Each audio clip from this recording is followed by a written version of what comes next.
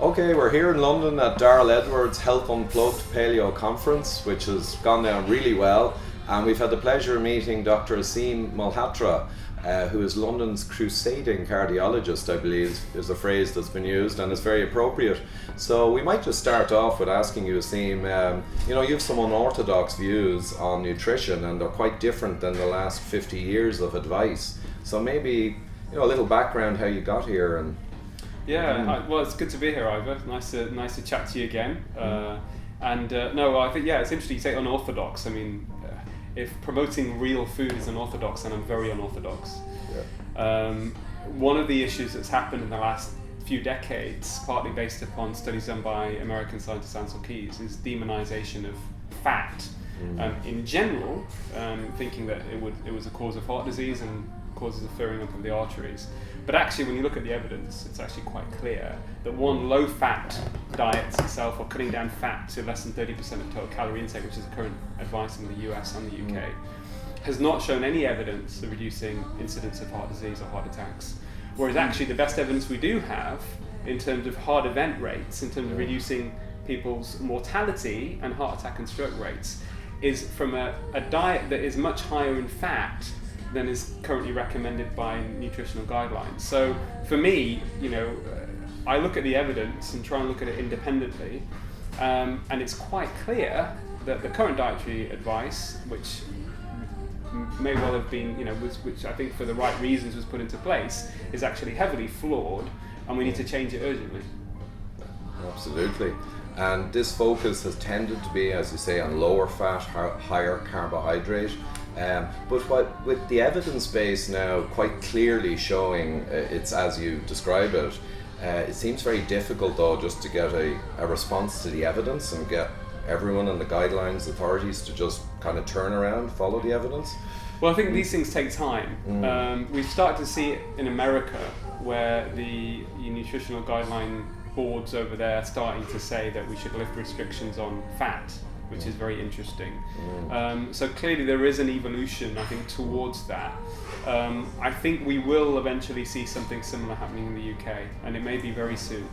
Well, Aseem, I'm Dr. Jeff Gerber. We met in South Africa 6 months ago, and since I'm an American, we can maybe touch on the American topic real quick. Absolutely. And your concept is still quite unique in the U.S., and I know of maybe one or two, maybe three cardiologists that kind of understand the science. And so what do you think it's going to take to maybe bring this message to America in a stronger format?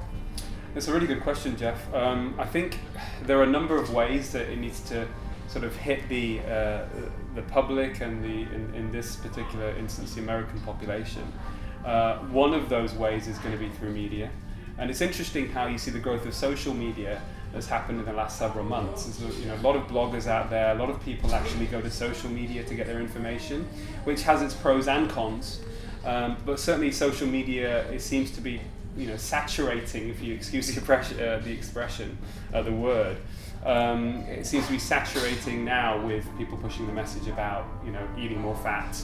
They talk about healthy fats. Sure. But certainly that seems to be getting out there. But ultimately, you're absolutely right. We need government guideline boards, nutritional guidelines, to actually change the official advice for it to have the biggest impact on the population. Yeah, well, I know that we've seen your name in some recent articles in Time Magazine, New York Times, and I think that's great exposure.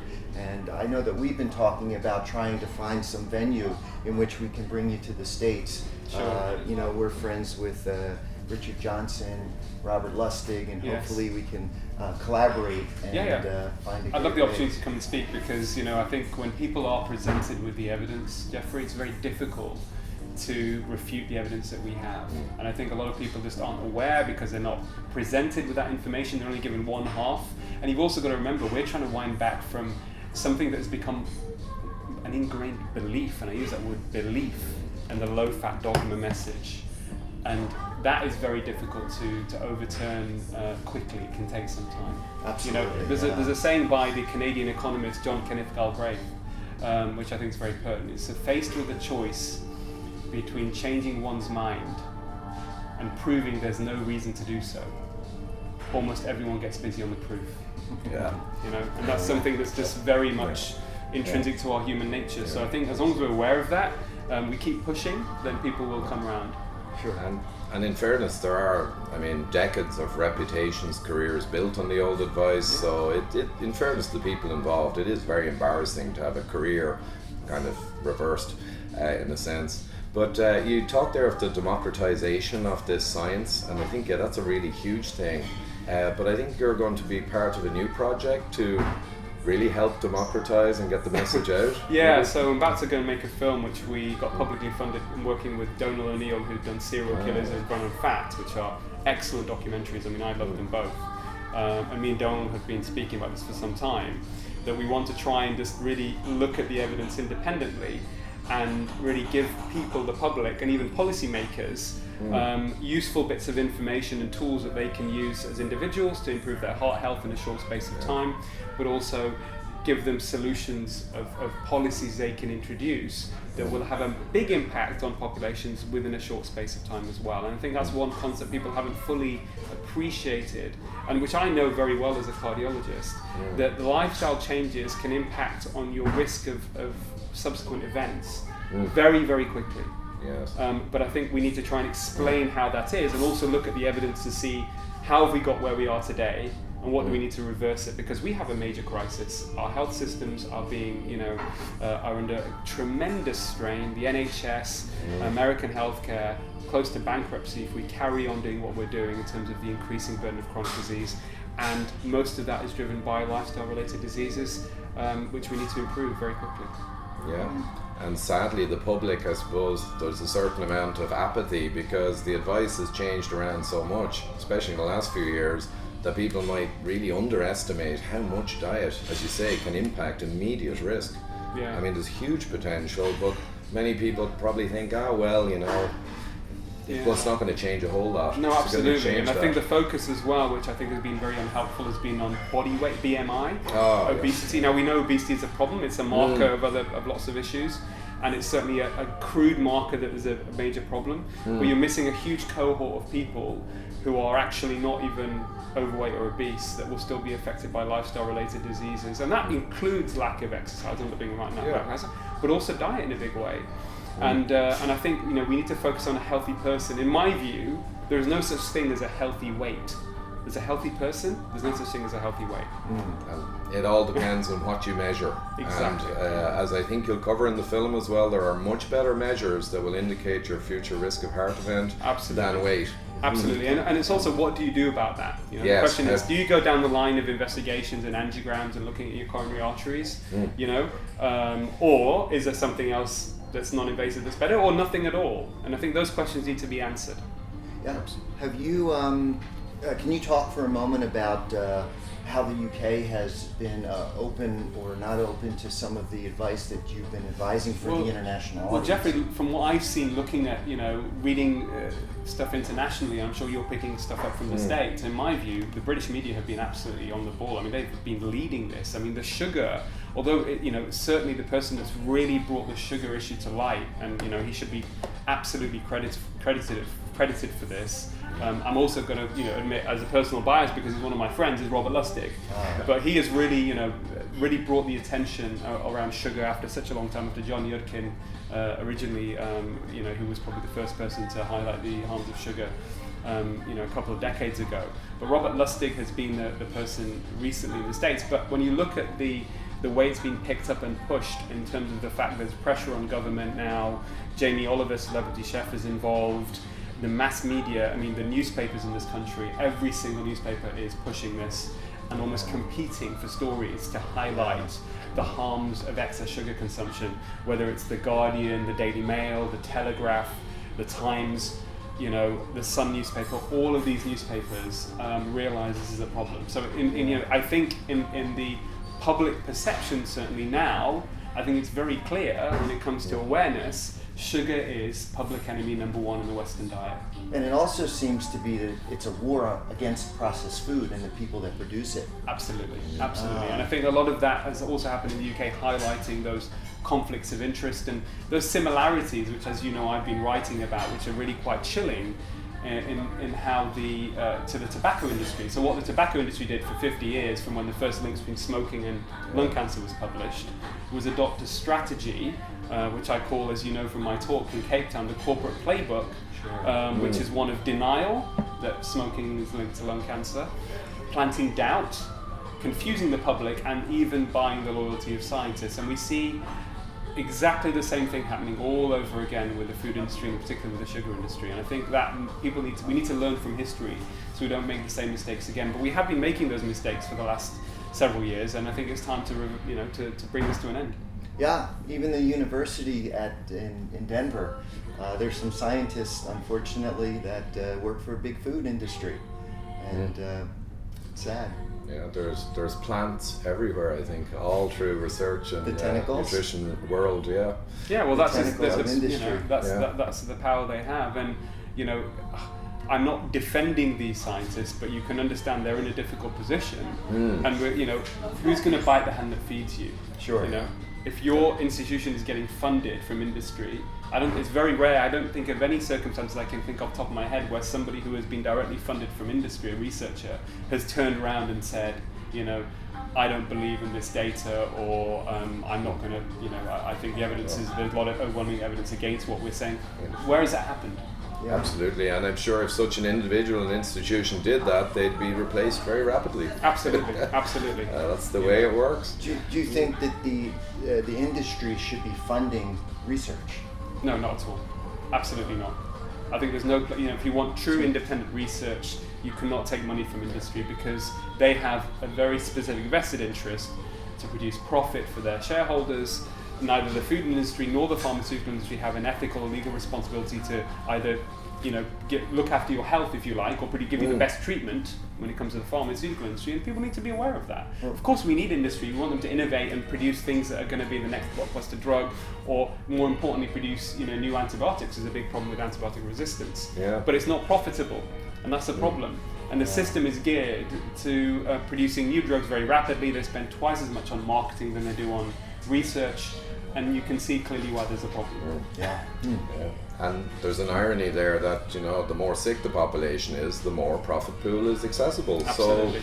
So the funding ideally should come from governments, societies, because it's on behalf of the people. Yeah. So, or the very least improve the regulatory framework that currently exists, that really doesn't allows a lot of people to be taking drugs that are later found out to be either copies of old ones with very slight changes in the molecular structure of those particular what goes behind the making of the drugs.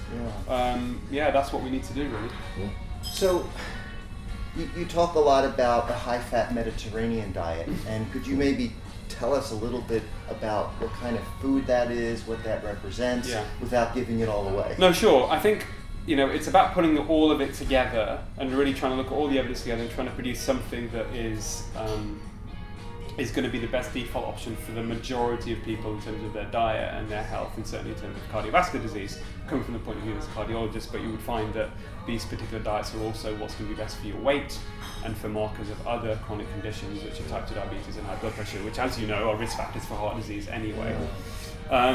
When I talk about a high-fat Mediterranean diet, one thing we can specifically talk about is we look at the PREDIMED study as a primary prevention study in a group of high-risk individuals, randomized control trial, where we had two diets. One was a Mediterranean diet, which was advised to be lower in fat, and then you had one which was supplemented with extra virgin olive oil and nuts. And you look at the differences in the total fat consumption between the two, and this is something I wrote about in the BMJ, and there was rapid responses and critiques, and I came back and then clarified it further. 41% of the calories in the high-fat Mediterranean, so-called high-fat Mediterranean diet group, that came from fat, 41%, and the low-fat group it was 37%. It's only a difference of 4%, but so it doesn't sound like much. But when you look at the comparison in terms of outcomes, what we call the composite endpoint of heart attack, stroke, or death, albeit mainly driven by stroke reduction, that reduction was 30% over 4.8 years, which is really quite significant.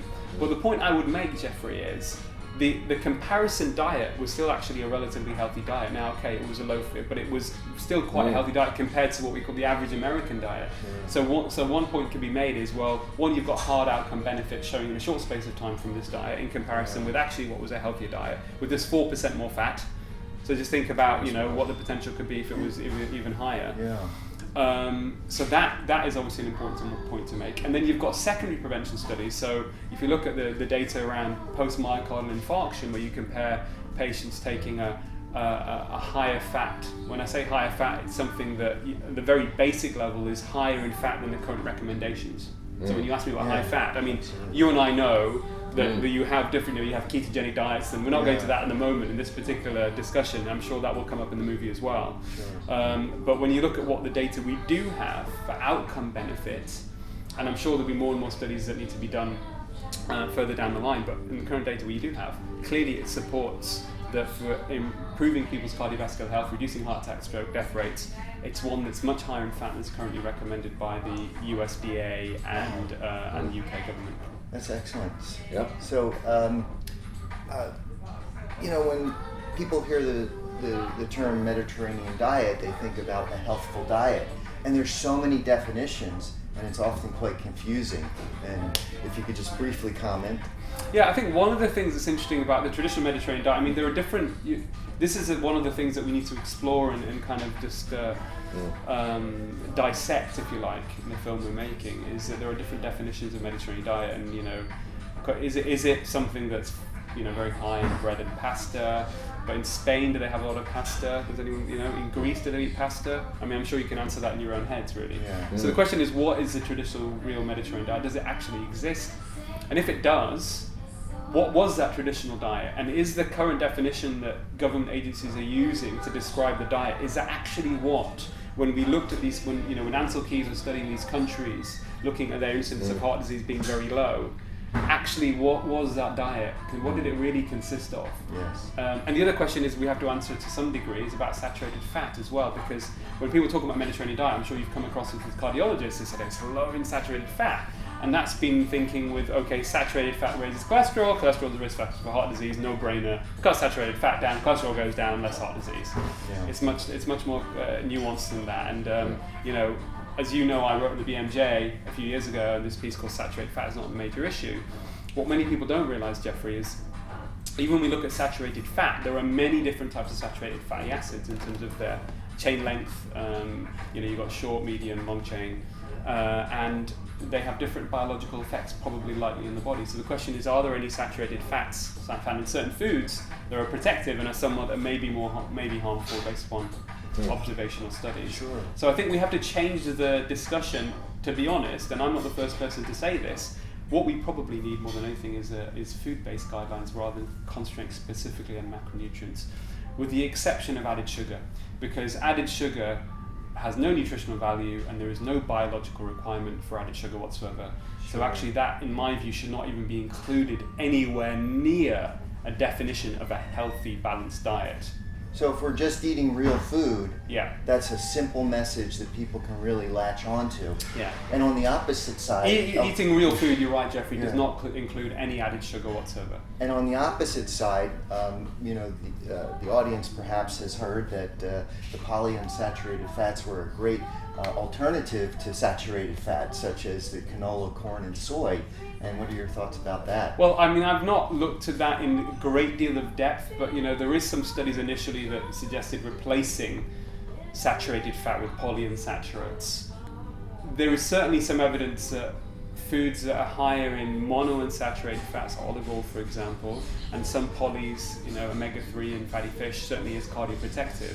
Sure. But at the other side of it, some polyunsaturated fats like omega-6 oils and that kind of, those kind of foods that are high in that are implicating being pro-inflammatory on the cardiovascular system. So I think that we've got things wrong here. I think this replacement thing just give somebody a diet that this is what you should eat. The only thing I would say it's easy to replace is to get rid of the junk food and replace it with real food. I think that's what we should be replacing. Right, but it's clear that these industrial oils, polyunsaturates, are processed food, and it wasn't something that was naturally part of a healthy Mediterranean diet. No, and one thing that I've come to the conclusion of, Jeffrey, personally, is that I used to have semi-skimmed or skimmed milk, thinking it was healthier, and now I have whole milk, and talking about processing, cows, they don't make skimmed milk. They surely don't. Yeah. Well, I've certainly enjoyed the double cream here in London. Excellent. Never quite had cream like that. Yeah, it's hard to get that in the US. That kind of rich, natural cream. Yeah. I mean, when I was in New York last year, going into places to have breakfast, and I was just, I'll be honest with you, I was appalled that they were serving egg white omelets. Where's the egg yolk? It's one of the most nutritious parts of the egg. We know that dietary cholesterol has no impact on blood cholesterol anyway now. So this needs to change. The American population need to get to grips with this. And I think it's 2015 or 16 guidelines now. They're going to remove cholesterol as a nutrient of concern. Yeah. But Canada and most of the Western world removed that decades ago. Okay, So sure. amazingly, America is kind of the leading force in guidelines and in medicine, and yet they've trailed many Western nations by decades. It's funny, there's a bit of confusion because they most likely will remove that restriction, but then there's still a question whether there's going to be a restriction on the consumption of whole eggs. Yeah. One thing I'd just say about the American healthcare is in a mess, Jeffrey. You know this. I'm talking about this is a system. This is where the amount 1/3 of all healthcare activity that occurs in the United States brings no benefit to the patient. Does every person in the United States, do people know that? Do they realize that? No. So. Well, again, this is this mass censorship. This is the issue, major issue. Why is it not being discussed in American media? 1/3 of all of the treatments, investigation, things that are going on, healthcare activity in the United States brings no benefit to the patient. And this is a system that is close to spending up to over $4 trillion in the next few years on healthcare. The It's extraordinary. The rabbit hole goes so deep. I mean, there's so many layers to this, and one component actually includes the expectation of the patient that they're coming to the doctor expecting a quick fix. But it's our job, Jeffrey, as as doctors, our job is to reassure patients and to actually protect them from those manipulations that drive those expectations, or the manipulations that are coming through mass advertising, people being treated with conditions that will never cause them any problems. And it's a major problem. I wrote about this in the Observer newspaper on Sunday, an article, How Too Much Medicine Can Kill You. Wonderful article. And thank you. And one of the things that is picked up on this from Peter Goscher, who from the Nordic Cochrane Center, one of the co-founders of the Nordic Cochrane Center, is the third most common cause of death globally after heart disease and cancer is prescribed medications. That should be a wake-up call to everybody. Well, they don't want to tell us that. The healthcare providers, that's confusing message. That's definitely on the bottom list. Well, we know each other because of a common interest in the power of real food. Yeah, absolutely. Let food be thy medicine. Perfect. Yeah, well, that's a pretty good way to wrap it up, and I'm delighted to meet you again, Good to see you, Ivan. Dr. Aseem Malhotra, Excellent. Dr. Nice to Jeff see you. Gerber, and we'll catch you next time.